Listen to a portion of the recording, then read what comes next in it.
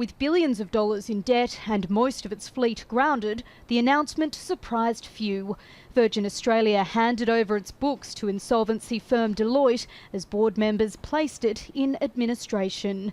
It's the largest global airline to collapse so far under the shock of the coronavirus outbreak. This is not just something that is hurting Virgin Australia. We know it's hurting the industry globally and is the worst aviation crisis we've ever seen in our history. The company will continue to operate while it's being restructured, but it leaves nearly 16,000 people in Australia uncertain about their jobs at a time when unemployment is rising due to COVID-19 shutdowns and a global recession becoming a near certain reality. Most staff had already been stood down due to flights being cancelled.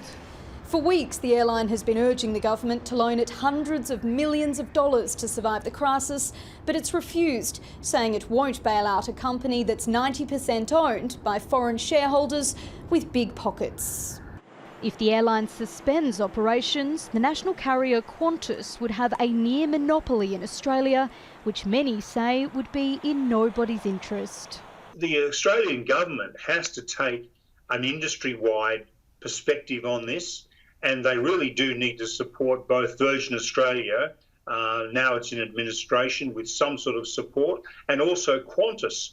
Virgin Australia remains optimistic it will survive and says there's been interest from foreign investors. Richard Branson, who co-founded Virgin and owns 10% of the Australian arm, tweeted, "This is not the end of Virgin Australia, but I believe a new beginning." The question is whether it will be an attractive investment when borders remain closed and the industry is under pressure worldwide. Nicola, Gage, Al Jazeera, Sydney.